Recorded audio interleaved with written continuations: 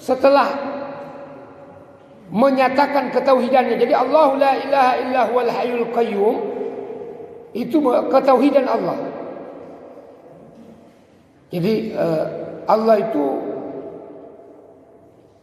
tunggal maha esa dalam rububiyah dan uluhiyah. Tadi saya sudah jelaskan awal. Rububiyah itu artinya yang mencipta, menghidupkan, mematikan, mengatur, mendistribusikan. Uluhiyah artinya satu-satunya Tuhan yang diibadahi, yaitu Allah Subhanahu wa taala yang maha hidup, kemudian maha berdiri sendiri. Bismillahirrahmanirrahim. Salawat beserta salam atas Nabiullah Muhammad sallallahu alaihi wasallam beserta sahabat, kerabat, ahli keluarga beliau dan orang-orang yang setia mengikuti ajaran Al-Quran dan sunnah beliau hingga akhir zaman. Bapak dan Ibu sekalian, jamaah subuh Masjid Al-Hikmah Pegadaian yang dimuliakan Allah dan kaum muslimin yang berbahagia.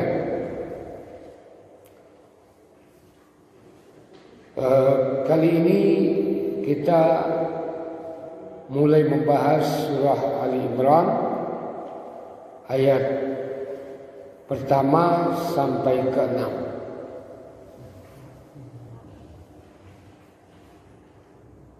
Esensi dari 6 ayat ini mengenai tauhidullah, yaitu mengesahkan Allah, menjadikan Allah satu-satunya zat yang mencipta, menghidupkan, mematikan, mengatur dan mendistribusikan jabatan, kemuliaan, rezeki kepada seluruh makhluknya. Oleh sebab itu wajib kita mentauhidkannya secara uluhiyah, artinya satu-satunya Tuhan yang disembah, diibadahi, tunduk dan khusyuk kepadanya, yaitu hanya Allah. Itu namanya tauhidullah. Ini ada dalam ayat ini. Kemudian yang kedua mengenai kenabian Nabi Muhammad sallallahu alaihi wasallam. Ya, coba kita lihat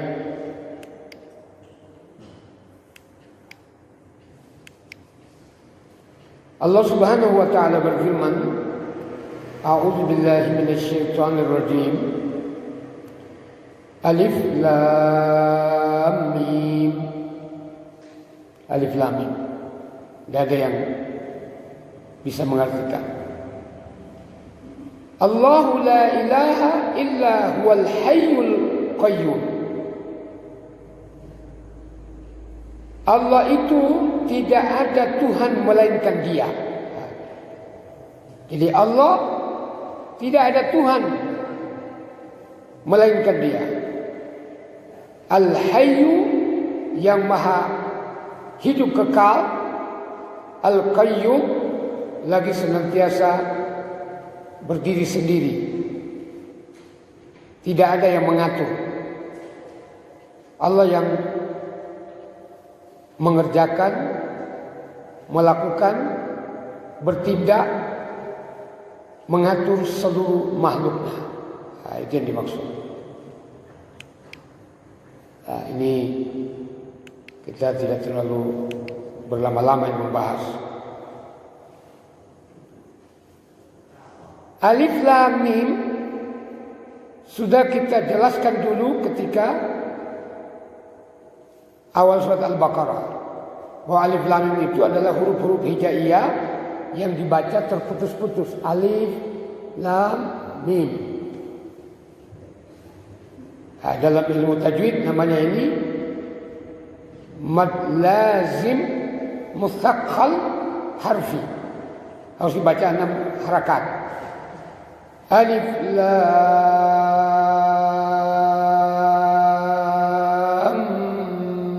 mim.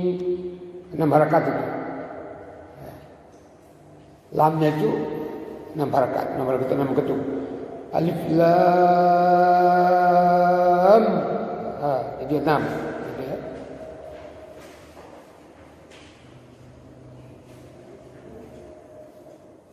Ayat serupa ini yaitu huruf-huruf hijaiyah dihitung oleh Ibnu Katsir terdapat 29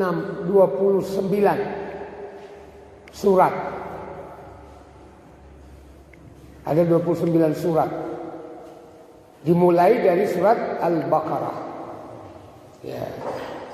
Ada alif lam ra. Gitu ya. Alif lam mim ra. Kaf ha ya ain shad. Ada shad, ada nun, qaf. Gitu ya. Ain sin qaf. Nah, ini huruf-huruf hijaiyah. Seluruh ulama tafsir menyatakan ayat ini ayat mutasyabihat. Mutasyabihat artinya hanya Allah yang tahu apa maksud yang sebenarnya. Namun saya ingatkan lagi, sebenarnya sudah kita sampaikan, ditemukan oleh ulama Mesir, sarjana Al-Azhar, bahwa pertama huruf-huruf hijaiyah ini benar-benar hanya sebagai mukjizat. Mukjizat itu sesuatu yang melemahkan musuh. Nah, karena Al-Quran ini turun berbahasa Arab di tengah-tengah bangsa Arab yang sastrawan mereka. Maka ketika ada ayat dimulai dengan huruf-huruf hijaiyah yang terputus-putus, mereka menjadi terheran-heran karena tidak ada sebelumnya. Maka tidak bisa mereka menandingi Al-Quran. Ini yang pertama. Yang kedua, ditemukan bahwa huruf-huruf hijaiyah ini merupakan prolog atau gambaran dari isi surat itu. Ternyata kalau alif lam mim, maka dalam surat itu huruf yang terbanyak adalah alif lam mim. Toha berarti huruf yang terbanyak adalah to dan ha. Yasin berarti huruf yang terbanyak dalam surat Yasin itu adalah ya dan sin. Qaf berarti huruf yang terbanyak adalah huruf qaf. Nun berarti huruf yang terbanyak adalah nun. Subhanallah, ini mukjizat Al-Quran.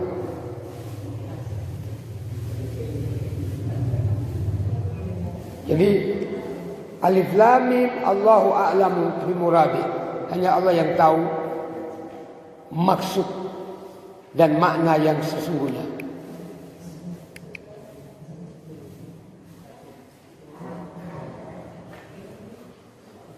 Nah, kemudian ayat kedua, Allahu la ilaha illa huwal hayyul qayyum.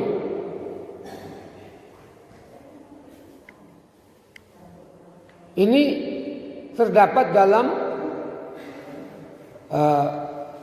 surah Al-Baqarah. Nah, kalau Ali Imran Alif Lam Mim, Allahu la ilaha illa huwal hayyul qayyum. Kalau ini terdapat dalam ayat kursi.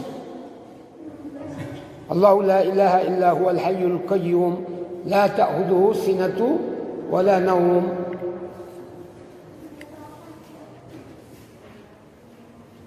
Jadi ini disebut Ismullahil A'zam, nama Allah yang agung. Jadi terdapat di dua surat yang berbeda, yaitu Al-Baqarah dan ini Al-Imran. Ini sudah ditafsirkan dulu ini ya.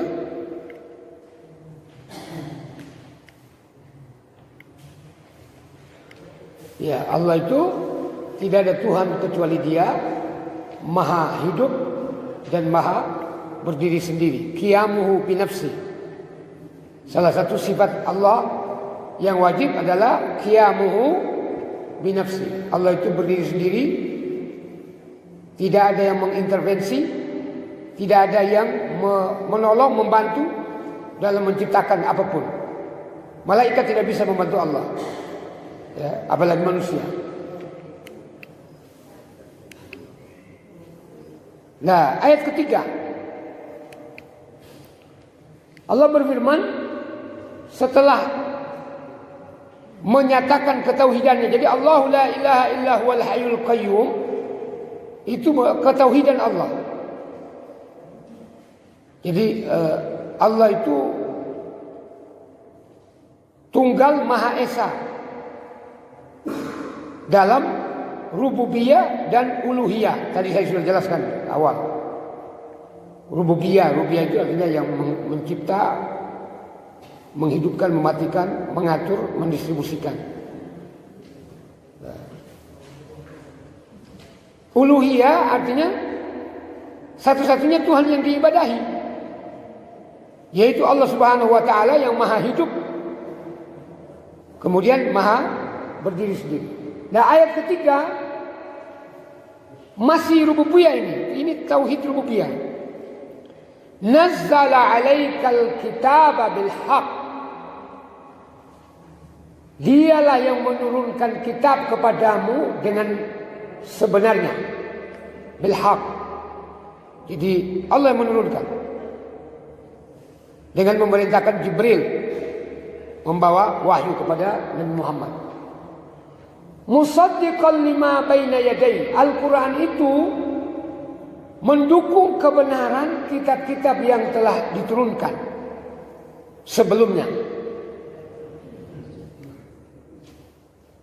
Wa anzalat Taurat wal Injil. Demikian juga di samping Allah itu menurunkan Al-Quran, Allah juga menurunkan Taurat kepada Musa. Allah juga menurunkan Injil kepada Nabi Isa. Namun baik Taurat yang disebut perjanjian lama, Old Statement, maupun Injil yang disebut perjanjian baru, New Statement, sudah tidak asli lagi. Sudah dikarang oleh Matius, oleh Petrus, oleh Yohanes, oleh Paulus, Markus. Jadi banyak Injil, masing-masing berbeda, kontradiktif. Setelah diteliti oleh para ahli, ternyata Injil itu hanya 10% kebenarannya. Ya. Artinya bahwa yang ada firman Allah itu hanya 10%. Selebihnya itu kata-kata Nabi Isa, kalau kita hadis. Jadi bukan Quran. Dan kata-kata Paulus, Yohanes, Matius, Markus.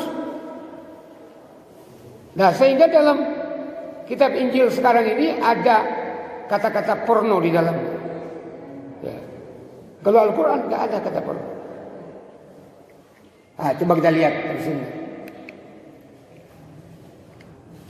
Nazzala 'alaikal kitaba bil haqq, yakni nazzala 'alaikal Qur'an ya Muhammad bil haqq, ay la syakka fihi wa la raib, bal huwa munazzalun min 'indillah. Ini maknanya.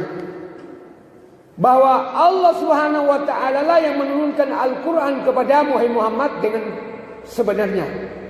Maksudnya tidak ada syak, tidak ada keraguan dan tidak ada kebingungan, kebimbangan. Bahkan Al-Qur'an itu turun dari sisi Allah Subhanahu wa taala. Anzalahu bi'ilmihi. Allah menurunkan Al-Qur'an itu dengan ilmunya. Artinya tidak main-main.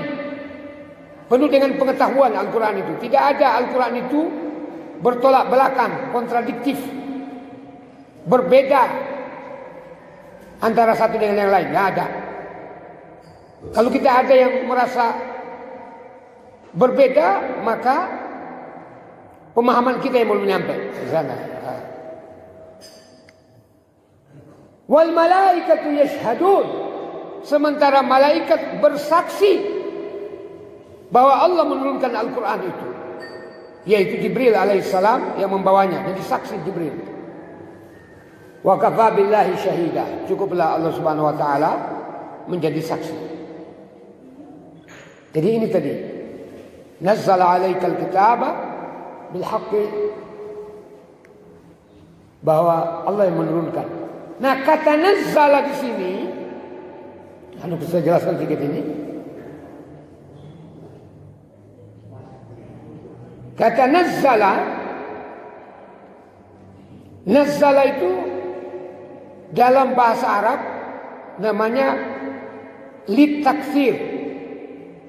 Dalam ilmu sharaf digunakan untuk suatu perbuatan yang sering dilakukan dan banyak. Kita berikan contoh. Bertasbih. Banyak enggak, Pak? Banyak. Minimal satu kali sholat kita 33 kali. Sering enggak? Sering. Maka kita menyebut subhanallah itu namanya tasbih. Dari kata sabbaha, timbangan fa'ala. Hammadah, tahmid. Orang mengucapkan alhamdulillah itu banyak enggak, Pak? Banyak. Alhamdulillah, alhamdulillah, alhamdulillah. Sering, ya tiap hari. 5 kali minimal. Ya toh. Takbir, Allahu Akbar. Banyak enggak? Iya. Maka menggunakan kabbara. Nah, semua timbangan, kata kerja timbangan seperti itu, fa'ala, menunjukkan sesuatu yang banyak dilakukan. Nah, maksudnya penurunan Al-Quran menggunakan kata nazzala itu turun berkali-kali dan banyak selama 23 tahun kurang lebih. Nah, maka menggunakan kata nazzala. Bagaimana kalau menggunakan kata anzala? Nah, beda. Kalau anzala berarti menurunkan satu kali. Satu kaligus. Maka dalam Al-Quran, inna anzalnahu fi lailatul qadr, bukan nazzalna, tapi anzalna. Nah, menurut Ibnu Abbas dikutip oleh As-Suyuti dalam buku At-Tibyan fi Ulumil Quran, bahwa Allah menurunkan Al-Quran itu dari Lauhil Mahfuz pada malam Lailatul Qadar ke Baitul Ma'mur dalam satu kaligus. 30 juz seperti itu, satu kali turun. Yaitu dari Lauhil Mahfuz, bal huwa Qur'anun Majid fi Lauhil Mahfuz. Maka Allah menggunakan kata anzala. Nah, seterusnya dari Baitul Ma'mur ke dunia ini Allah menggunakan kata nazzala. Dalam ayat kita baca di dalam subuh, ayat rakaat kedua tadi, Allah menyatakan inna nahnu nazzalna 'alaikal qur'ana tanzila. Sesungguhnya kami menurunkan Al-Quran kepadamu tanzila, dengan sebenar-benarnya penurunan. Dari mana itu? dari Baitul Ma'mur ke dunia ini. Banyak kali, berkali-kali, bertahap selama 23 tahun kurang lebih. Ya. Nah ini tadi, maka nazzala.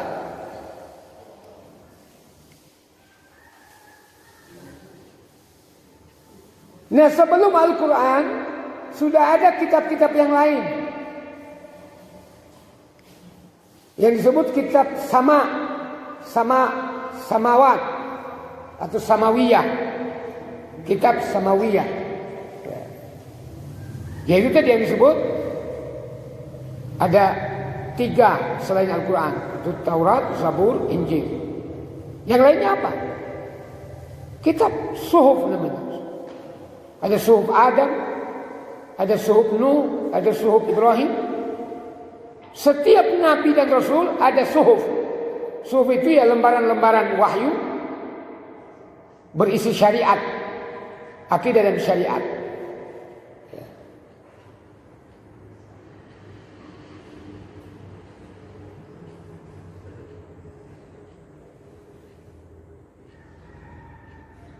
Jadi Al-Quran membenarkan bahwa nabi-nabi dahulu mendapatkan kitab dari Allah Subhanahu wa taala, wahyu. Dan apa yang disampaikan itu adalah benar.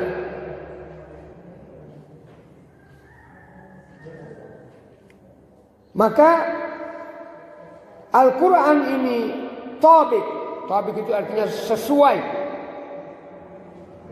dengan apa yang disampaikan oleh Allah dalam kitab-kitab terdahulu. Termasuk di sini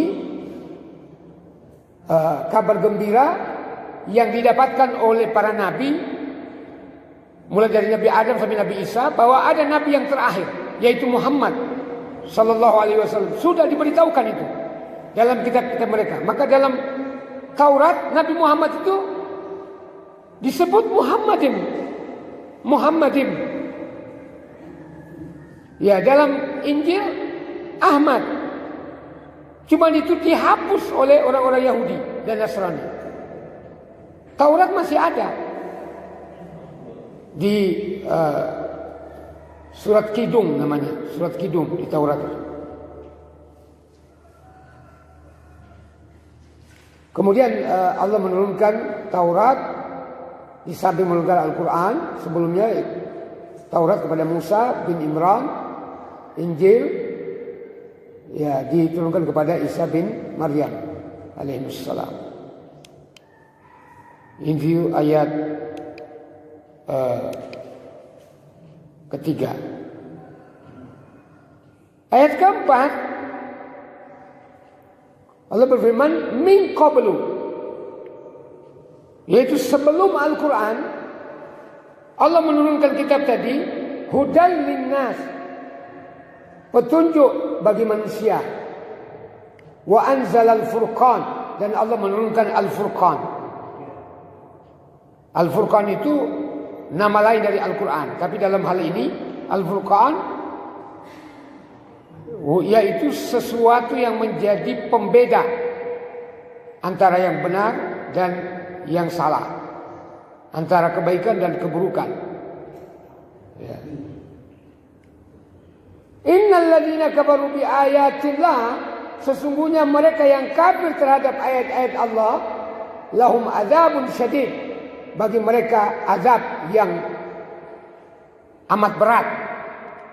Wallahu azizun dzuntiqam, dan Allah itu maha perkasa, aziz, dzuntiqam, lagi mempunyai balasan atau siksaan.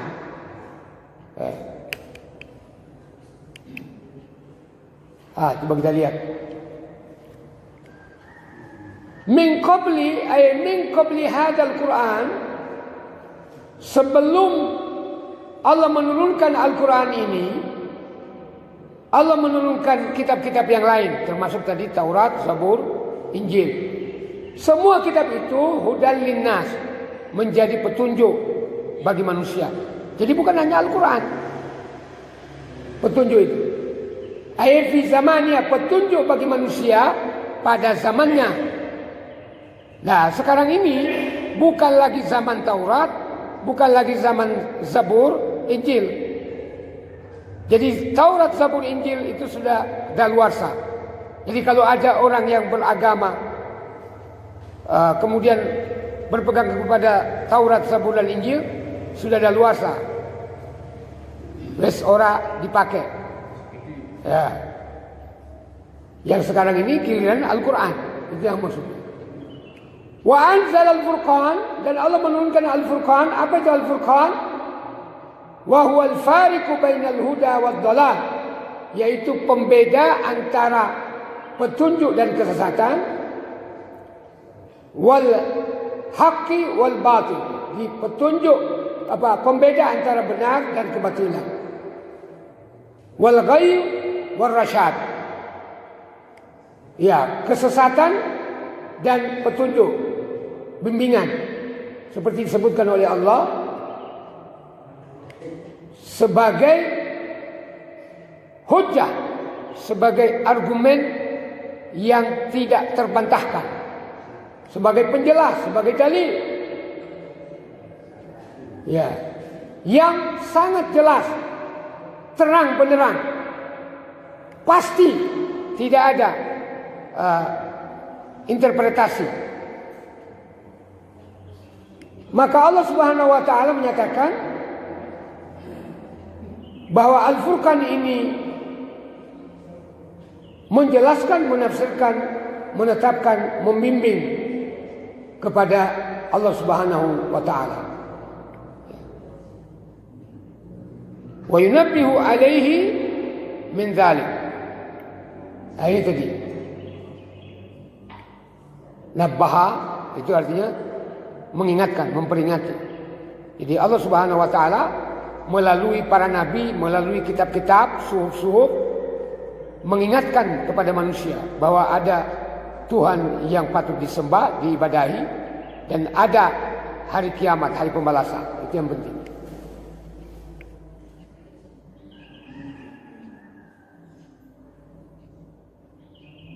Ya, ini penjelasan berikutnya bahwa yang dimaksud nazzala alaikal kitab bil haq, yaitu Quran tadi. Kemudian firman Allah, innal ladzina kafaru bi ayatillah. Nah, kafaru bi ayatillah ini jahadu biha, mereka menentang. Artinya Yahudi, Nasrani, orang-orang menyekutukan Allah itu kafir terhadap Al-Quran. Tapi ada juga di antara orang Islam yang menentang Al-Quran, gitu ya. Tidak mau menggunakan Al-Quran sumber hukum, tidak mau menggunakan Al-Quran sebagai pedoman hidup. Itu menentang Al-Quran, gitu ya. Wah, ini kalau kita ngomong angel, gitu ya, angel. Ya, seperti Macron itu ya, Emmanuel Macron. Ya, jelas dia. Tapi ada orang Islam wa ankaruha wa rudduha bil batil. Mereka mengingkari Al-Quran dan menuduh Al-Quran sebagai kebatilan. Orang seperti ini lahum azabun syadidun ay yaumal qiyamah. Bagi mereka azab yang pedih, dahsyat, berat pada hari kiamat. Wallahu azizun, dan Allah Subhanahu wa taala itu aziz. Ya, mani'ul janab, azimus sultan. Jadi Allah Subhanahu wa taala itu tidak ada yang bisa memprotes, tidak ada yang bisa melakukan demonstrasi melawan Allah. Siapa yang bisa melawan Allah? Karena Allah itu maha besar kekuasaannya. Bumi ini di dalam qabdatuh, di dalam genggaman tangannya Allah. Digoyang-goyang begini bisa, bumi sudah tidak bisa berkutik, kita manusia. Ya. Dzuntiqam, memiliki siksa, balasan siksa bagi yang mendustakan ayat-ayat Allah dan menentang Rasulnya yang mulia dan para nabi yang memiliki kehormatan. Ya. Jadi diancam oleh Allah. Maka Macron ini menista nabi, tunggu aja dia kehancurannya. Nanti dalam pemilihan ini kalah nanti dia. Gitu ya. Seperti Donald Trump, dia kalah itu kan. Ya. Ya. Bukan hanya itu, di akhirat nanti dibakar itu dia, ya. Hangus terbakar, setiap hangus terbakar hidup kembali agar mereka merasakan azab. Ini ayat keempat. Ini kita percepat sedikit sampai syuruk aja ya. Nah, ini masih mengenai akidah ini Pak, ayat kelima. Inna Allah la yakhfa alaihi syai'un fil ard wala fis sama. Sesungguhnya bagi Allah tidak ada satupun yang tersembunyi baik di bumi maupun di langit. Tidak ada yang tersembunyi. Maka ini mengingatkan orang munafik. Orang munafik itu mereka bersembunyi di bawah meja. Mereka pikir Allah tidak tahu mereka bersembunyi itu. Ya.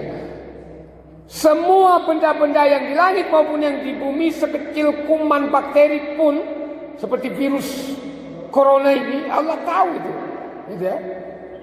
Allah tahu. Tapi kita manusia ini, corona yang begitu kecil, resodinemen gitu. Ya. Padahal bukan corona yang mematikan. Orang mati karena corona itu sudah ajal, gitu ya. Sudah ajal mereka hari itu. Kalau corona mematikan, sudah mati kabeh kita, ya kan? Ya. Nah itu ini akidah ini.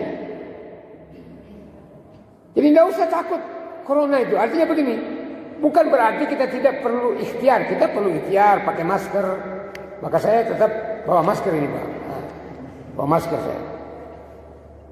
Tapi kalau saya pakai masker ngomong seperti ini, orang jelas. Gitu ya. Dan juga jaraknya jauh. Gitu. Dan insya Allah, menurut dokter dari Al-Azhar, Mesir, sebenarnya kalau yang datang ke masjid itu orang sehat ya tidak ada corona itu. Ya. Maka dianjurkan orang yang sakit, sesak napas, batuk-batuk, ya tidak usah ke masjid. Ya kan? Ya, gitu. Jadi kalau yang pergi ke masjid itu orang sehat ya insya Allah nggak ada kena corona. Gitu. Nah cuman kita tetap ikhtiar. Kita setiap setelah jabat tangan dengan orang lain ya kita cuci, gitu ya. Tapi corona ini menguji kita seperti Dajjal ini corona ini. Ya kalau saya katakan ini peliharaan Dajjal, gitu. Kenapa? Corona ini menghambat orang pergi ke masjid, tidak mau dia, takut corona. Nah, gitu ya. Kita sesama Muslim tadinya ketemu jabat tangan, ada yang nggak mau jabat tangan, nah, ya kan? Karena takut corona. Nah, seperti itu. Melarang kita sholat, yang kadang-kadang masjid ditutup. Padahal baik maklumat Muhammadiyah maupun dari MUI dan Departemen Agama tidak ada perintah menutup masjid. Yang ada adalah jangan banyak berkerumun. Nah itu. Tapi karena orang takmir masjid khawatir kalau ada orang banyak berjamaah, ya wes masjid tutup baik. Nah begitu ya. Tidak boleh menutup masjid. Tetap masjid dibuka. Wa man azlamu mimman mana'a masajid Allah. Siapakah yang paling zalim melebihi orang yang melarang orang lain masuk ke masjid? Itu ayat surat Al-Baqarah itu. Ya. Ya, jadi bukan masjidnya yang ditutup, tapi orangnya Wis sholat di rumah baik, begitu anjurannya, ya kan? Sholat di rumah baik karena khawatir terpapar. Kalau banyak memang setiap 15 menit ada orang mati terpapar karena corona itu, ya tidak boleh, gitu ya. Nah ini ada jarak seperti ini. Kalau di Al-Hikmah lebih luas lagi Pak, 120 cm, ya, batas itu. Tidak ada orang protes, Ustaz, ini tidak sah sholatnya. Siapa bilang tidak sah? Daripada kita tidak sholat jamaah, ya kan? Sah sholatnya, karena ini darurat. Inda darurat tubihul mahdurat. Ketika dalam keadaan darurat, emergensi, segala yang tidak boleh, boleh. Tidak boleh makan daging babi. Ketika kita tidak ada makanan lain, terus kita gemetaran mau mati, makan itu daging babi boleh, ya. Apalagi hanya soft gitu. Ini tidak usah banyak protes. Ada orang protes, Ustaz tidak sah. Pakai masker ketika sujud tidak sah. Siapa bilang tidak sah? Ya. Anggota sujud itu memang jidat termasuk hidung. Ya, darurat. Ya kan kena lantai hidungnya. Tidak apa-apa. Tidak ada larangan seperti itu. Ya. Ayat 6. Huwallazi yusawwirukum fil arham. Ini lagi tauhid rububiyah ini, Pak. Dialah yang membentuk kalian di dalam rahim-rahim ibu kalian. Kaifa yasha, menurut kehendaknya. La ilaha illa huwa, tidak ada Tuhan yang disembah kecuali Dia. Wal aziz al-azizul hakim, Maha perkasa lagi Maha bijaksana. Nah, ini tauhid ini. Artinya bahwa tadi Allah mengetahui apa yang ada di langit, apa yang ada di bumi. Tidak ada yang tersembunyi. Dia yang membentuk kalian di dalam rahim ibu kalian menurut kehendaknya. Artinya Allah menciptakan orang itu kadang-kadang lahir laki-laki, kadang lahir perempuan. Ada yang ganteng nemen, ada yang elek.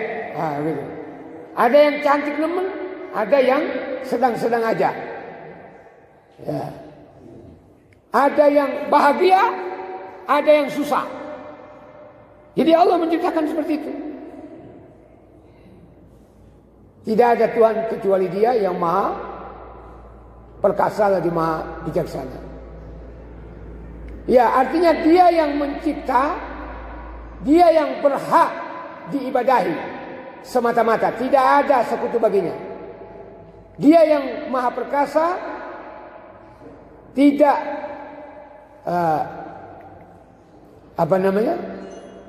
la turamu. Dia tidak mengharapkan apapun dari manusia, dari makhluk. Ya, Dia yang dituju, Dia yang tempat bergantung. Dia yang memberi hikmah, memberi hukum. Maka kita tidak boleh manusia menyatakan ini wajib, ini sunnah, ini haram, ini halal. Yang mengharamkan dan menghalalkan itu hak Allah dan Rasulnya. Gitu ya.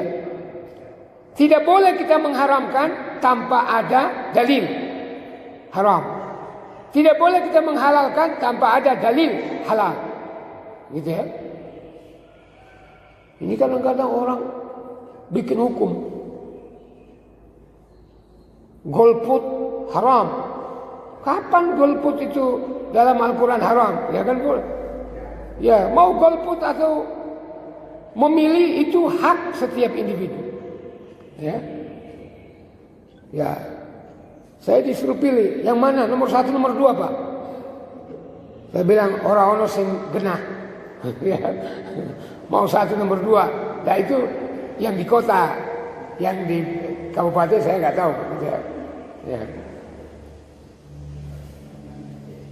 Nah karena di kota itu ada perempuan yang jadi calonnya. Kata Nabi ketika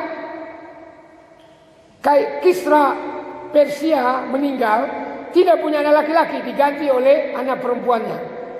Maka Nabi bersabda, tidak ada untungnya suatu negara yang dipimpin oleh perempuan. Ya. Tidak ada untungnya. Buktinya apa? Margaret Thatcher, masih ingat gak Margaret Thatcher? Menjadi Perdana Menteri 11 tahun. Bangkrut. Ya. Bangkrut. Kolab ekonominya. Enggak. Siapa lagi? Benazir Bhutto. Gitu ya. Kacau negerinya. Siapa lagi kita di Indonesia? Tidak usah disebut namanya. Ya. Justru perusahaan negara BUMN seperti apa itu? Indosat dijual. Korupsi di mana-mana. Tidak ada untungnya. Orang untungnya. Ya. Maka siapa yang memilih? Ya terserah. Kalau saya tidak mau milih saya, begitu ya. Itu yang di kota, Ya. Saya nggak tahu yang di kabupaten, gitu ya. Ya. Jadi Allah yang maha bijak, Allah yang mengatur, gitu ya. Termasuk Allah yang menetapkan bahwa Isa bin Maryam itu adalah hamba Allah, makhluk. Sebagaimana Allah menciptakan manusia. Jadi Nabi Isa itu adalah manusia. Dia makan, dia minum, dia tidur, dia kebetulan tidak kawin, ya kan? Bukan Tuhan. Bagaimana Tuhan mati? Kalau Tuhan mati, siapa yang mengurusi hamba-hambanya? Ini salah kaprah ya akidahnya orang Nasrani. Ya. Sebagaimana mereka klaim bahwa Nabi Isa itu Tuhan. Mereka ini dilaknat oleh Allah. Ya. Dilaknat oleh Allah Subhanahu wa taala. Karena Allah yang menciptakan Nabi Isa. Wah, mereka bilang Isa itu Tuhan yang Maha Agung. Wah. Padahal Nabi Isa itu ada yang menciptakan, yaitu Allah Subhanahu wa taala. Ini sudah syuruk, kesimpulan aja nih. Yang pertama,